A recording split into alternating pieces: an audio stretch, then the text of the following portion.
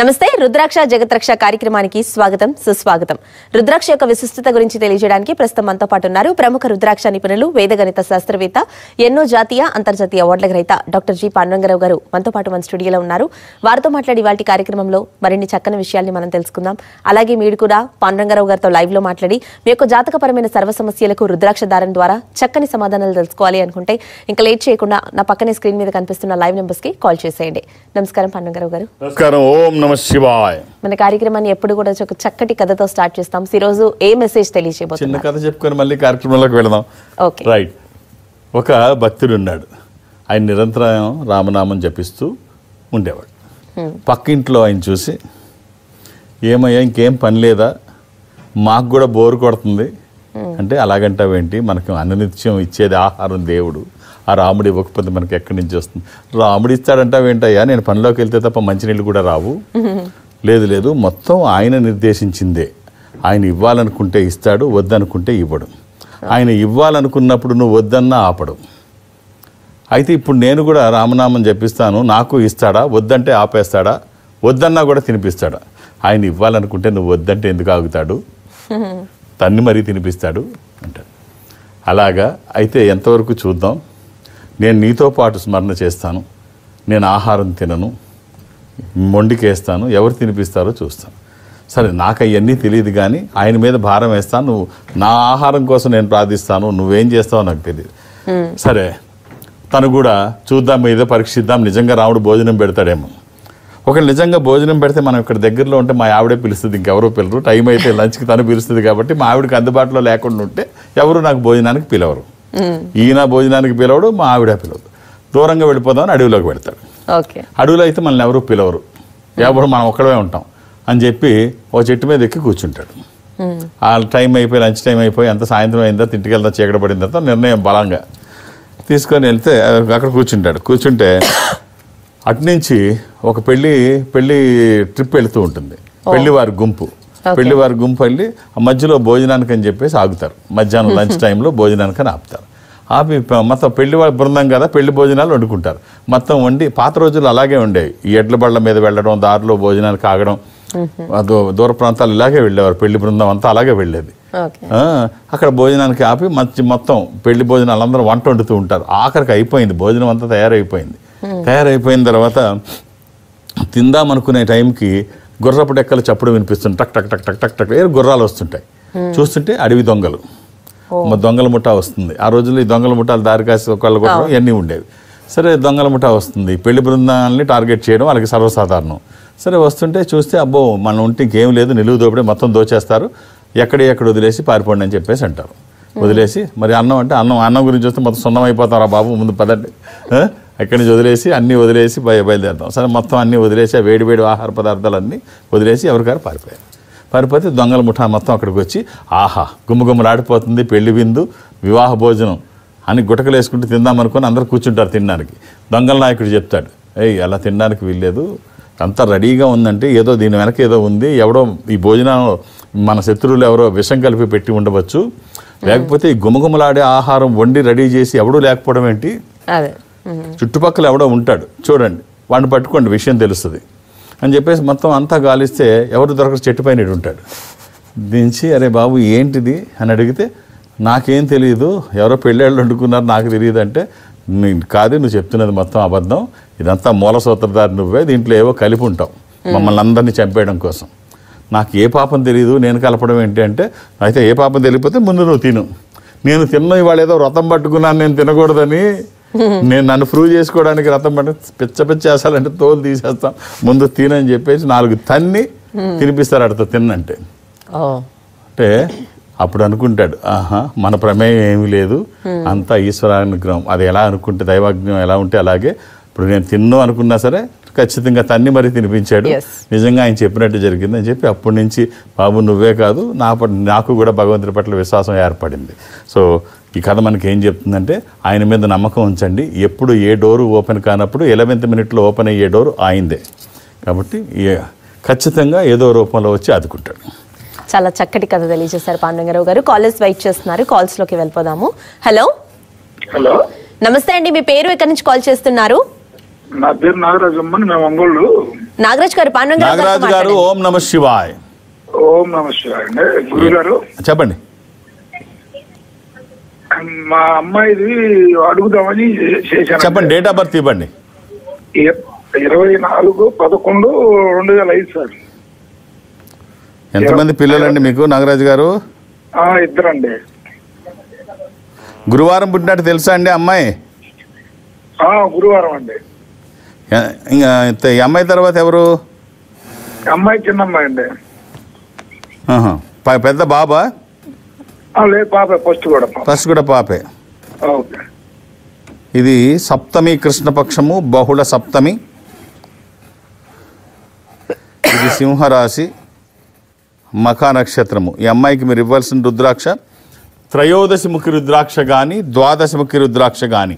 త్రయోదశి అంటే 13 ముఖములు కలిగిన ఈ రుద్రాక్ష ఇంద్ర రుద్రాక్ష, రూలింగ్ రుద్రాక్ష, కమాండింగ్ రుద్రాక్ష. అనుకున్నది సాధించడానికి, సంకల్పం సిద్ధించడానికి, కోరికల సాఫల్యం కోసం జాతకపరంగా అవసరమైంది కూడా త్రయోదశి. అది కుదరకపోతే ద్వాదశి, 12 ముఖాలు సూర్యస్వరూపం. ఈ రెండిట్లో ఏదైనా ఒక్కటి. వాళ్ళ ప్రయత్నానికి మీ ఆశీర్వచనము, ఈశ్వరానుగ్రహము. నా వంతు బాధ్యతగా జాతకాన్ని వేదగణితంతో అధ్యయనం చేయడం వల్ల జాతకంలో దోషాలుంటే నివారించబడతాయి. ఈ రుద్రాక్ష స్వయం ఈశ్వర స్వరూపము. ఈశ్వరుడే రుద్రాక్ష రూపంలో గుండెల మీద నడయాడుతూ ఉంటే వ్యతిరేక శక్తులు దరిదాపులకి రావు, విజయాలు ఎప్పుడూ పక్కనే ఉంటాయి. అవకాశం ఉంటే ఒక్కటి వేసి చూడండి. 24/7 ఎప్పుడూ వేసుకోవచ్చు, ఎలాంటి నియమాలు లేవు. శుభం. మరో కాలర్ ఉన్నారు, చూసేద్దాము. హలో హలో నమస్తే అండి, మీ పేరు ఎక్కడి నుంచి కాల్ చేస్తున్నారు? Hello hello. ఓకే, పాండురంగారావు గారు, మనకు వాయిస్ వినిపించట్లేదు వారిది. ముఖ్యంగా మీ అవైలబిలిటీ గురించి ఒకసారి, మన పర్యటనల గురించి, మన ప్రేక్షకులు మీ దగ్గర రావడానికి ఇష్టపడుతూ ఉంటారు కాబట్టి ఒక్కసారి మీ పర్యటనల గురించి మన వాళ్ళకి తెలియజేస్తారు. నేను ఒక ఆధ్యాత్మిక సంస్థలో ఉంటున్నాను. ఈ సంస్థ ప్రపంచవ్యాప్తంగా ఉంటుంది. నాకు ఎక్కడికి వెళ్ళడానికి సాధారణంగా అవకాశం ఉండదు. పక్క తెలుగు రాష్ట్రాల్లో ఒకటైనా ఏదో ఒక ఊరికి అప్పుడప్పుడు వెళ్ళడం ఒక సాంప్రదాయంగా అలవాటుగా పెట్టుకున్నాను.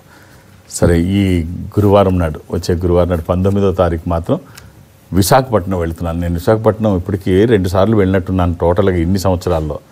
మళ్ళీ ఇప్పుడు వెళుతున్నాను. అంటే చాలా తక్కువ సార్లు వెళ్ళాను. ఇది 3వ సారి అనుకుంటున్నాను నాకు తెలిసి. సో అక్కడ కొన్ని గంటలు ఉంటాను, మధ్యాహ్నం వరకు. అర్థం చేసుకొని సహకరించండి. 2-3 పేర్లు మాత్రం నమోదు చేయించకండి. అలా చేస్తే మొదటి పేరు కూడా మా వాళ్ళు తీసేస్తారు. అలా అక్కడి వరకు వచ్చి మీరు వెనక్కి వెళ్ళిపోతే మీకే కాదు నాకు కష్టమే. అలా జరగడానికి వీల్లేదు. ఒక్కొక్క పేరు మాత్రమే నమోదు చేయించండి. విశాఖపట్నం అది పెద్ద నగరం. హైదరాబాద్ తర్వాత మళ్ళీ అంతటి పెద్ద నగరం తెలుగు రాష్ట్రాల్లో విశాఖపట్నమే. దానికి కనెక్టివిటీ కూడా ఎక్కువ. వెస్ట్ బెంగాల్, ఒడిస్సా, మన రాష్ట్రం నుంచి చాలా కనెక్టివిటీ చాలా ఉంటాయి. సో చాలా పెద్ద నగరం. హైదరాబాద్ తర్వాత అంతే. కాబట్టి అర్థం చేసుకోండి. మీరు 2-3 పేర్లు నమోదు చేయించకండి. ఒక్కొక్క పేరు మాత్రమే చేయించండి. తర్వాత హైదరాబాద్లో నన్ను కలవడానికి నేను ఎవరికి అపాయింట్మెంట్స్ ఇవ్వను. హైదరాబాద్లో కలవాలనుకుంటే నేను ఎవరికి అపాయింట్మెంట్స్ ఇవ్వను. రికమెండేషన్స్ కూడా తీసుకోను. నన్ను కలవడానికి ఇవేమీ అవసరం లేదు. నేను ఉన్నప్పుడు వస్తే చూసేస్తాను అంతే. ఎందుకు కలవడానికి ఇవన్నీ నాకు కన్సల్టేషన్ కూడా ఉండదు కదా. ఇంకా ఇవన్నీ ఏం అవసరం లేదు. నేను ఉన్నప్పుడు వస్తే చూస్తాను. అలాగే దూర ప్రాంతాల నుంచి కూడా మీరు ఇక్కడి వరకు రావక్కర్లేదు. ఈ సంస్థ ప్రపంచవ్యాప్తంగా ఉంటుంది. నేను సౌత్ ఇండియా అటెండ్ అవుతాను. దక్షిణ భారతదేశంలో ఈ సంస్థకి దగ్గరగా మీరు ఎక్కడైనా ఉంటే, అంటే అది చెన్నై, బెంగళూరు, విశాఖపట్నం, విజయవాడ, తిరుపతి, రాజమండ్రి, శ్రీశైలం, వేములవాడ, కాళహస్తి, ఇలాగ ఏదైనా మీరు దానికి దగ్గరగా ఉంటే అక్కడికి వెళితే మా వాళ్ళు ఒక స్పెషల్ స్క్రీన్ ముందు ఎదురుబదురుగా కూర్చోబెట్టి అటు మీరు ఇటు నేను మాట్లాడుకోవడానికి అవకాశం వాళ్ళు కల్పిస్తారు. మాట్లాడే ప్రయత్నం నేను చేస్తాను. ఆ విధంగా నాతో మాట్లాడినా, డైరెక్ట్గా హైదరాబాద్ వచ్చి నన్ను కలిసిన ఒక్క డేట్ ఆఫ్ బర్త్ మాత్రమే చూసే అవకాశం నాకు ఉంటుంది. అర్థం చేసుకోండి. ఒక్కొక్క డేట్ ఆఫ్ బర్త్ అడగండి. అలాగే 19వ తారీఖు విశాఖపట్నంలో మధ్యాహ్నం వరకు ఉంటాను. ఒక్కొక్క పేరు మాత్రమే నమోదు చేయించండి. ఓకే అండి, మరో కాలర్ ఉన్నారు. హలో హలో నమస్తే అండి, మీ పేరు ఎక్కడి నుంచి కాల్ చేస్తున్నారు? నా పేరు సుభద్ర. మేము జమ్మలమడు అండి, కడప డిస్టిక్. సుభద్ర గారు, పాండురంగారావు గారితో మాట్లాడండి. ఓం నమ శివాయ్. ఓం నమ శివాయ అయ్య గారు. ఏమిటమ్మా? మా పాప, చిన్న పాపని గురించి కొంచెం అడగడానికి చేశానయ్యా. డేట్ ఆఫ్ బర్త్ అమ్మా? జూలై 2, 2011. 2 జూలై. పెద్ద పాప ఏం చేస్తోంది? పెద్ద పాప ఇప్పుడు 10th క్లాస్ అయ్యా. ఇద్దరిని గుంటూరులో హాస్టల్లో జాయిన్ చేశాను. చిన్నమ్మాయి కొంచెం చదువు చాలా ఇబ్బంది పడుతుందయ్యా.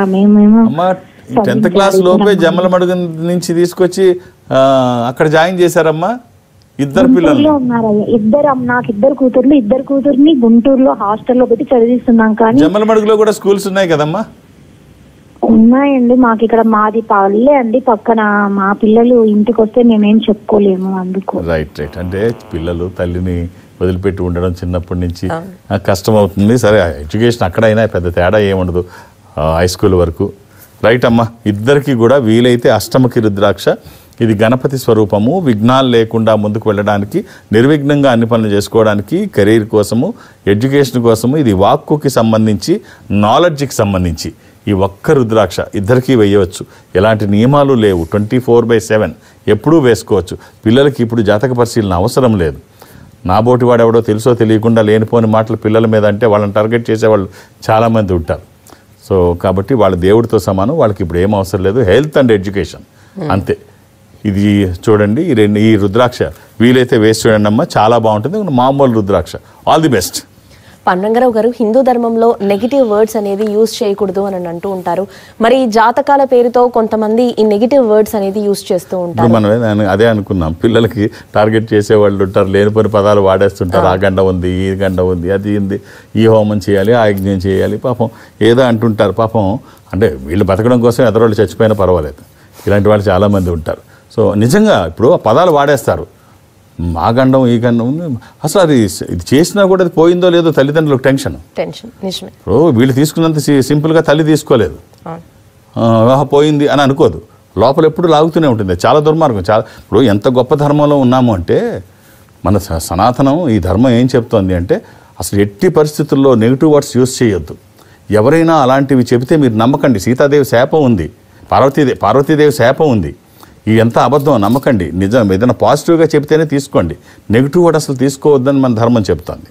ఎంత బలంగా చెప్తుందంటే, ఎవరైనా బయటికి వెళుతున్నప్పుడు నేను వెళతాను అంటే కూర్చోమని చెప్పి అలా అనకూడదు, వెళ్ళి వస్తానని చెప్పమంటారు. వెళతాననే దాంట్లో రాంగ్ వర్డ్ ఉంది, నెగిటివ్ వర్డ్ ఉంది. కూర్చొని వెళ్ళి వస్తాను అని చెప్పి. ఇప్పుడు మనం వేసుకున్న చైన్స్లో ఏదన్నా తెగింది అని చెప్పరు, పెరిగిందనో ఇంకోటో వాడతారు. నెగిటివ్ వర్డ్ యూజ్ చేయకూడదని. అసలు ఎంత ఇదిగా ఉంటుందంటే, పైన తదాస్తు దేవతలు ఉంటారు. నువ్వు మంచి మాట్లాడితే అది జరుగుతుంది, చెడు మాట్లాడినా జరుగుతుంది. కాబట్టి చెడు మాట్లాడకు. మన సబ్ కాన్షియస్ చాలా బలమైందని చెప్పడానికి అలా చెప్పకుండా ఇలా చెప్పారు. ఈ subconscious, inner conscious, semi conscious, అంతఃచేతన ఇవన్నీ చెప్పకుండా సింపుల్గా ఇలా చెప్పారు, తదాస్తు దేవతలు ఉంటారు అని చెప్పి. ఇది ఎంత బలంగా చెప్పారంటే, మన ధర్మంలో జంతు రూపంలో కూడా దీన్ని వ్యతిరేకిస్తుంది. ఏది నెగిటివ్ వర్డ్స్ని జంతు రూపంలో కూడా. ఇప్పుడు కుక్కని మనం యాక్సెప్ట్ చేస్తాం, పిల్లిని వ్యతిరేకిస్తాం.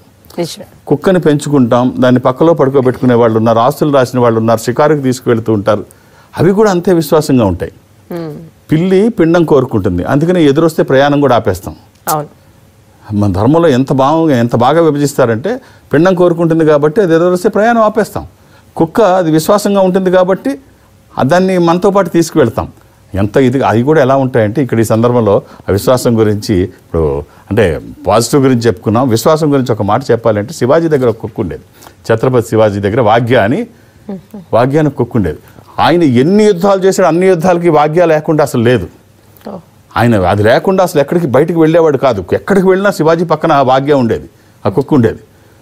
ఆఖరిలో శివాజీ చనిపోయినప్పుడు శివాజీ చిది తగలబడుతుంటే వాగ్య అలా చూస్తూ, దూరంగా చూస్తూ, ఏడుస్తూ, కళ్ళమటలా నీళ్లు కారిపోతున్నాయి వాగ్యకి. చూసి శివాజీ మహారాజ్ చనిపోతున్నాడు, చితిలో తగలబడిపోతున్నాడు అని చెప్పేసి దూరంగా ఉరుక్కుంటూ వచ్చి ఒక్క జంపు చేసి చితిలో పడిపోయింది వాగ్య. శివాజీ సమాధి పక్కనే వాగ్య బొమ్మ ఒకటి ఉంటుంది, ఆయన కుక్క. సో కుక్కలు అంత విశ్వాసంగా ఉంటాయి. సో మన ధర్మంలో మంచి చెబితే వినండి, చెడు ఏ రూపంలో ఉన్నా పక్కన పెట్టండి, ఏ రూపంలో ఉన్నా పక్కన పెట్టండి, మంచిని మాత్రమే యాక్సెప్ట్ చేయండి. ఓకే అండి, కాలర్ ఉన్నారు. హలో, నమస్తే అండి. నమస్తే మేడం. మీ పేరు, ఎక్కడి నుంచి కాల్ చేస్తున్నారు? మేడం నాది హిందూపూర్, అనంతపూర్ డిస్ట్రిక్ట్ మేడం. మీ పేరు? నా పేరు రాజేంద్ర కుమార్. రాజేంద్ర కుమార్ గారు. అవును సార్. గురుజీ నమస్కారం సార్. ఓం నమ శివాయ. డేట్ ఆఫ్ బర్త్ ఇస్తారా సార్? మా పాప, పెద్ద పాప సహాయ అలాగే డేట్ ఆఫ్ బర్త్ ఇస్తారా? April 7th, 2000 స్వామి. ఎంతమంది పిల్లలండి మీకు? ఇద్దరు స్వామి. శుక్రవారం పుట్టినట్టు తెలుసా అలేఖ్య? అలేఖ్య శుక్రవారం పుట్టింది స్వామి. ఏం చేస్తోందండి అమ్మాయి?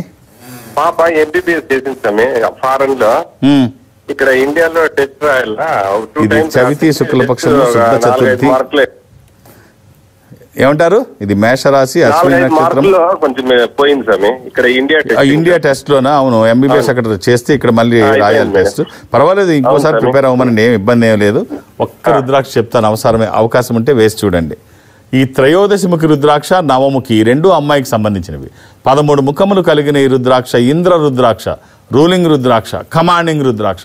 అనుకున్నది సాధించడానికి, సంకల్పం సిద్ధించడానికి, కోర్కెల సాఫల్యం కోసం జాతకపరంగా అవసరమైంది కూడా త్రయోదశి. ఇది కుదరకపోతే నవముఖి, అమ్మవారి స్వరూపం, విజయాలు చేకూర్చి దోషాలు నివారించేది. ఈ రెండిట్లో ఏదో ఒకటి వేసి చూడండి, శరీరానికి తాకే విధంగా వేయండి. ఇది వచ్చిన తర్వాత మార్పు ఏమిటో చూస్తారు. ఎన్ని సంపదలు ఉన్నా ఏ సంపద ఏ మేరకు ఉపయోగపడుతుందో తెలియదు, కానీ ఈ సంపద వచ్చిన తర్వాత ఖచ్చితంగా ఉన్న స్థితి నుంచి ఉన్నతంగా ఎదగడానికి ఇది దోహదపడుతుంది. ఆల్ ది బెస్ట్ అండి. ఇక పాండురంగరావు గారు, కురుక్షేత్ర సంగమం అంతా కూడా కృష్ణుడికి తెలిసే జరిగింది, ఇదంతా స్క్రిప్టెడ్ అని అంటూ ఉంటారు, ఇది ఎంతవరకు కరెక్ట్ అంటారు? ఆయనకు తెలియకుండా ఏదైనా జరుగుద్దా? ఆయన జగన్నాటక సూత్రధారి, అంతా ఆయన నిర్దేశించిందే. ఎక్కడ ఏం జరగాలి, ఎవరు ఎప్పుడు ఏం చేయాలి, ఇది కేవలం మనం అనుకుంటాం, ఆహా ఇది ఇప్పుడు ఎవరు గెలుస్తారు, ఇప్పుడు అన్నీ ఆయనకి ముందే తెలుసు. ప్రతిదీ ఏది ఎప్పుడు ఎవరితో ఏది చేయించాలి. ఇప్పుడు 11 అక్షన్యాల సైన్యం అటు ఉంది, 7 అక్షన్యాలు మాత్రమే ఇటున్నాయి. ఇవన్నీ పక్కన పెడితే అతిరథ మహారథులు అందరూ అటే ఉన్నారు. ఇటు కేవలం పాండవులు మాత్రమే ఉన్నారు, 5గురు. ఇటు ఎవరూ లేరు, కృష్ణుడు తోడున్నాడు. అటు ఏ ఒక్కళ్ళని తక్కువ వేయడానికి లేదు. అశ్వత్థామ మరణం లేదు, ద్రోణుడు ఎదిరించేవాళ్ళు లేరు, భీష్ముడు ఆయన కాదంటే తప్ప ఎవరు ఆయన దాటి వెళ్ళలేరు. ఇలాగ ఎవరిని తీసుకున్నా అందరూ ఒక్కొక్కళ్ళు చాలు యుద్ధానికి, అంతమంది అవసరం లేదు.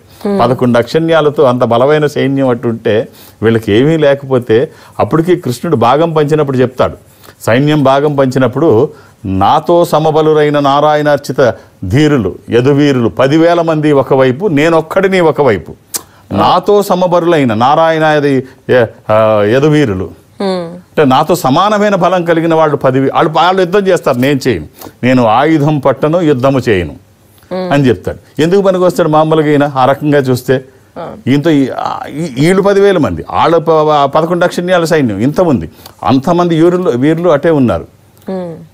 ఏది ఎప్పుడు ఎలా చేయాలో ఈయన చెప్పినట్టు. ఉదాహరణకి ఒక్క విదురుడు చాలు, కౌరవుల వైపు యుద్ధం చేస్తే విదురుడు ఒక్కడు యుద్ధరంగంలో ఉంటే పాండవులు కానీ ఎవ్వరు, కృష్ణుడు కానీ ఎవ్వరూ ఏమి చేయలేని పరిస్థితి. ఎందుకంటే యమధర్మరాజు అంశ విదురుడు. విదురుడి దగ్గర కోదండం అని ఒక బాణం, ఒక విల్లు ఉంది, శ్రీ మహావిష్ణువు డైరెక్ట్గా ఇచ్చినటువంటిది. అశ్వత్థామ నారాయణాస్త్రాన్ని ప్రయోగించినప్పుడు కృష్ణుడు చెప్తాడు, దీనికి వ్యతిరేగా ఎవరికి ఉండకండి, అందరూ నేల మీద పడుకోండి, అది మంచిది కాదు, నారాయణాస్త్రం ఎవరిని వదలదు, మీరు ఎవ్వరు ఎక్స్ట్రాలు వేసినా తల పైకి ఎత్తినా తలలు లేసిపోతాయి, గౌరవించండి, దాన్ని వ్యతిరేకించడానికి ఎవరికి శక్తి సామర్థ్యాలు ఉన్నాయి. అలా నారాయణాస్త్రం ఒక్కసారి విడిస్తేనే అంత ప్రమాదం అయితే, ఆ విల్లు ఆయన చేతిలో ఉంటే, విదురుడి చేతిలో ఉండి ఆయన యుద్ధం చేస్తూ ఉంటే అది పట్టుకొని ఏముంటుంది. అందుకనే రాయబారం పేరు మీద కృష్ణుడు అక్కడికి వస్తాడు. వచ్చినప్పుడు కృష్ణుడు వస్తున్నాడు కదా అని దుర్యోధనుడు విందు భోజనం ఏర్పాటు చేస్తాడు. ఏర్పాటు చేస్తే అటు వెళ్లకుండా విదురుడి ఇంటికి వెళ్తాడు, అక్కడే గిలుతాడనమాట, పుల్ల పెడతాడు, విదురుడి ఇంటికి వెళ్తాడు. విదురుడి ఇంటికి వెళ్తే దుర్యోధనుడికి కోపం వస్తుంది.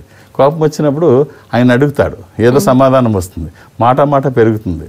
అసలు మొదటి నుంచి విదురుడు అంటే మంచి అభిప్రాయం లేదు. చీరలు వలుస్తున్నప్పుడు కూడా తనే మాట్లాడతాడు, ఇది మంచిది కాదు అని. తను అప్పుడు కూడా కోపం. సరే ఈ పండు మళ్ళీ భోజనం తను తీసుకెళ్ళాడు, కోపం.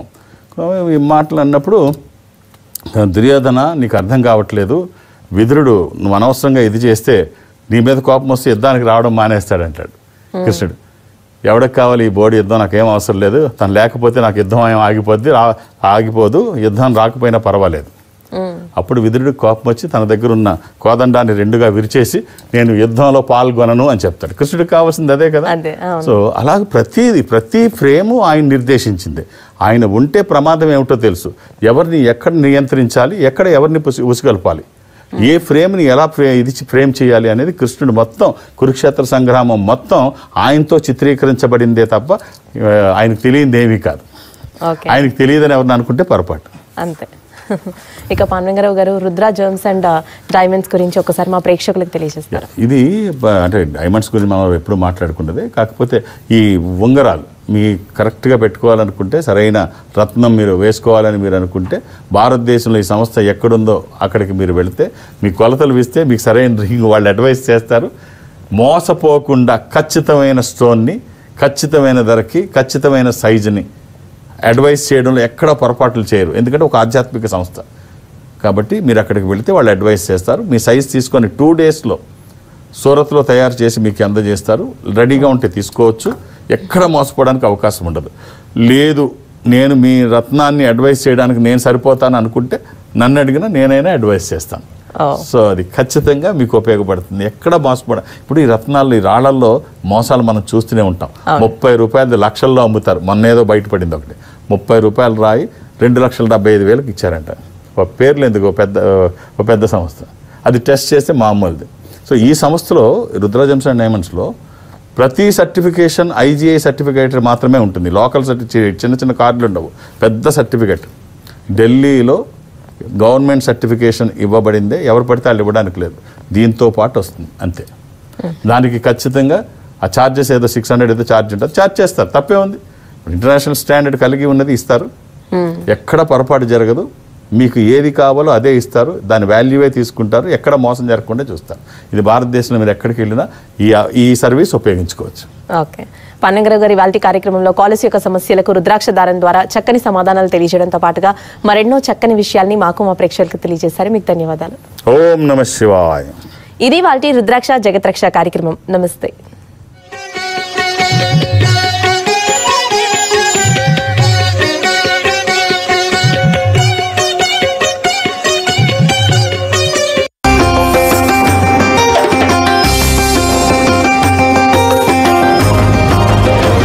మీరు అన్హెల్తీ ఫుడ్స్ తిన్నప్పుడల్లా